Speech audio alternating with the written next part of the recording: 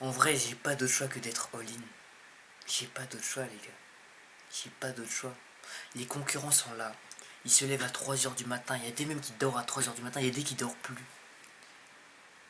De toute façon, que je fasse rien ou que je fasse quelque chose, il y aura tout le temps des gens qui vont critiquer. Que tu fasses la prospection, t'auras des gens qui vont te dire ouais mais j'ai pas besoin de ton service. Ils ont tellement dans l'ego qu'ils te pètent les steaks, ils vont t'insulter, ils vont même te menacer dans la prospection. Idem dans la création de contenu. Même dans les ads je pense pas. Donc les ads c'est juste tu le payes avec le prix. Les autres tu les payes avec les critiques parce que c'est audacieux en fait, c'est audacieux.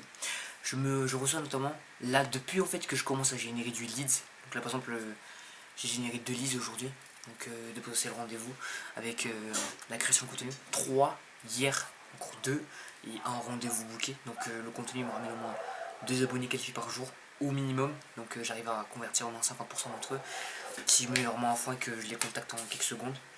Ce qui va arriver bientôt parce que je vais faire du marketing indirect. Donc ça va scaler tellement rapidement, vous allez voir, ce sera tellement facile parce que le marketing indirect c'est un levier que j'avais pas utilisé auparavant. Ok, voilà, ce truc là c'est perdre la valeur perçue, je sais pas. Oui, c'est pas une pile de vêtements, c'est une pile de sacs que j'ai oublié de fermer. Du coup, ça fait un truc un peu moche, mais on s'en bat les.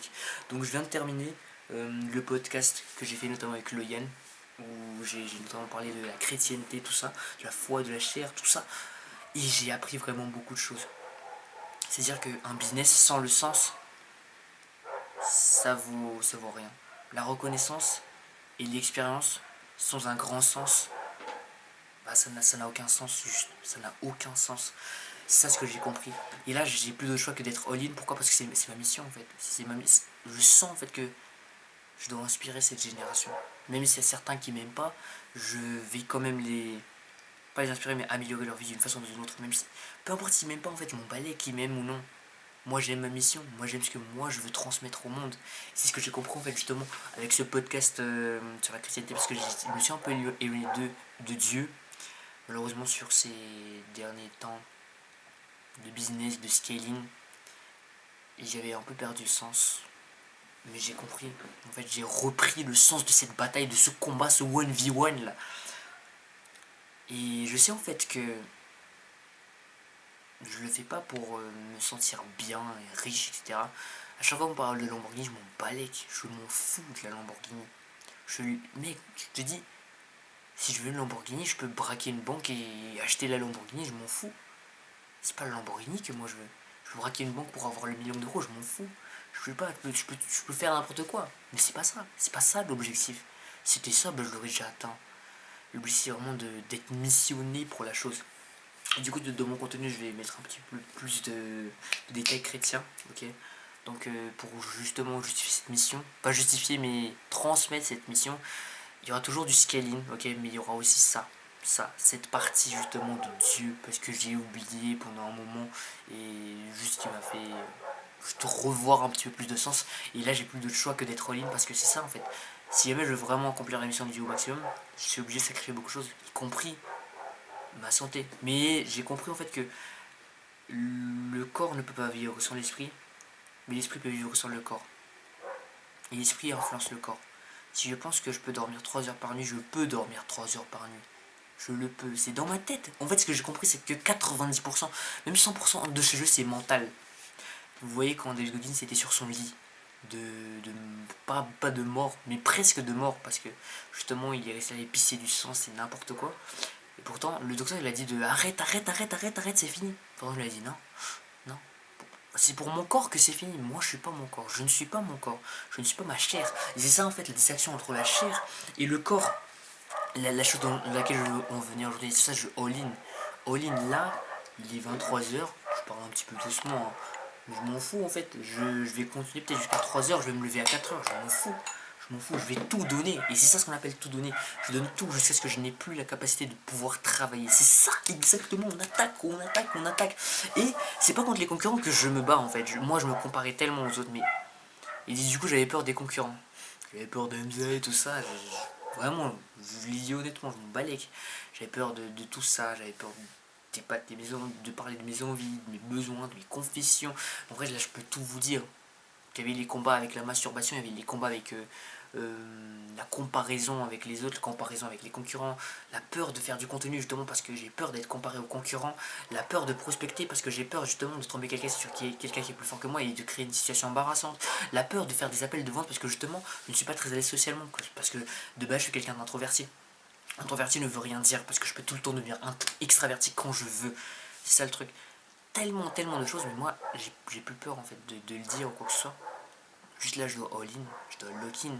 Et pour justement cette mission là, cette attaque c'est pas justement pour l'argent parce que si on demande toi en fait ta mission, est-ce que toi tu continuerais à aider justement les entreprises à s'améliorer avec la création de contenu même si tu n'étais pas payé? Oui. D'ailleurs, c'est ce que je fais actuellement avec mes amis. Donc, si c'est vraiment quelqu'un de proche, par exemple, le champion du monde que j'ai là actuellement, sous mon aile, en termes de création de contenu, en vrai, moi, je m'en fous si je le fais pas payer pour l'instant.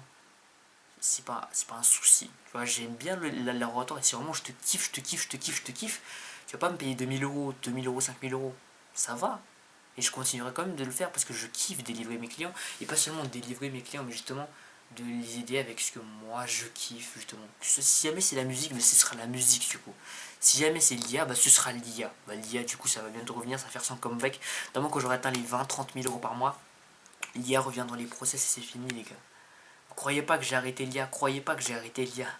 Je fais une pause, mais quand je reviens sur le marché, c'est pour le détruire, ok? Je suis en train de détruire le marché de la création de contenu. Quand je reviens sur le marché de l'IA, c'est fini. C'est fini. Le jeu est fini. Le jeu est fini. Pourquoi je sais que le jeu est fini? Parce que je suis avec Dieu. Je suis avec Dieu. Et quand tu es avec Dieu, tout, peu importe les trucs devant toi, ça va se terminer, frère. C'est fini le combat. Là, c'est le combat. N'oublie pas aussi, parce que là, actuellement, je me fais vraiment beaucoup critiquer. Je dis pas que c'est une phase où je me sens très mal et tout ça. En vrai, au début, c'est obligé que tu te sentes mal quand tu regardes que ouais, t'as 15 piges, t'essaies de vendre une formation. Y a quoi d'autre aussi? Tu viens de Madagascar, t'as l'air plus pauvre ça, je t'ai pas vu, t'es à Madagascar, tu fais quoi là? Là. Quand tu vois ça, normal, ça te fait chier. Mais après, tu dis ça comme carburant. Tu te lèves et tu te dis, ah purée, Clément il a dit ça, je vais envoyer 600 DM aujourd'hui. Je vais lui donner tort. Je vais lui donner tort. Et je voulais dire une autre chose auparavant. Ouais, c'était quoi? Plus on avance dans la vie, plus on se fait critiquer. Les critiques font partie du chemin. Ouais, c'est ça. Là, actuellement, je sais que je me fais beaucoup critiquer, mais je sais aussi qu'au bout d'un moment, s'ils regardent toujours ma vie, c'est parce qu'ils veulent ma chute. Ok, il y a beaucoup de gens qui veulent ta chute et ils ne le disent pas. Regarde juste tes stories, tu verras. Tu verras. Je vois qu'il y a beaucoup de mes clients en fait qui like mes stories, potentiels clients, ou bien clients même, et mes amis ils sont là, en train de regarder les stories, des gens de l'école, mon entourage, ma famille. Mais c'est ok, c'est ok, c'est ok. Les gens ils veulent que tu réussisses, mais pas plus qu'eux.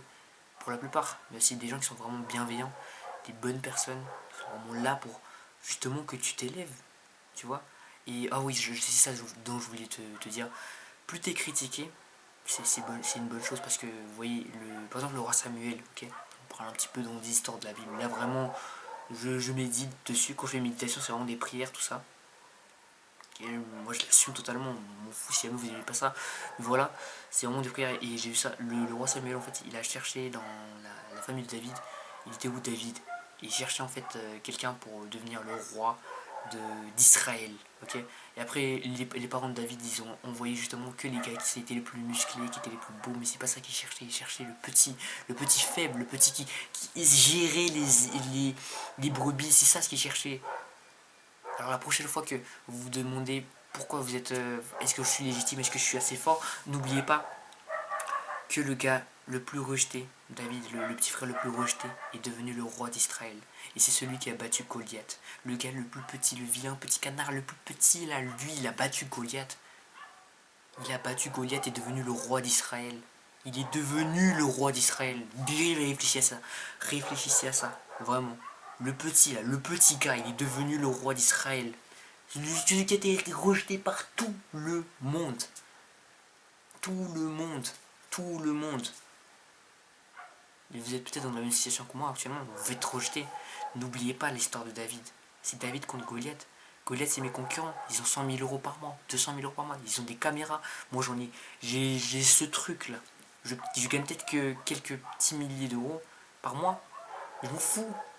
Je m'en fous. Moi, c'est ma. Ok. J'ai été exploité. Ok. J'ai été exploité par plein de trucs. Ok. C'est ok, j'ai fait des erreurs.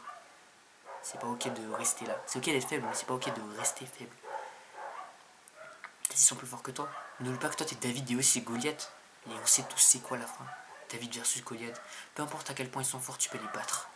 Peu importe à quel point ils sont forts en contenu, en ads, en design graphique, en agence, tu peux les battre. Tu peux les battre. T'as un sens, t'as une mission. Tu te dois de réaliser ta mission. Tu es un soldat de Dieu, mec. Tu es un soldat de Dieu, mec ou meuf, peu importe. Tu es un soldat de Dieu. C'est à toi d'accomplir cette mission. À toi de le faire. Il n'y a personne, parce que personne d'autre peut accomplir la mission que Dieu t'a accordée. Personne ne peut accomplir cet objectif que toi tu t'es fixé. Personne à part toi-même. Personne ne peut rouler dans la vie de ta vie à ta place. Personne ne peut vivre ta vie à ta place. Personne ne peut réaliser tes rêves à ta place. Alors let's go, je all in. Peu importe. Je vais peut-être ne pas dormir pendant des nuits entières. Mais je vais le faire pour mon pays, pour vous et pour Dieu. Je vais le faire. Alors restez bien tuned. Ça va chauffer. Allez.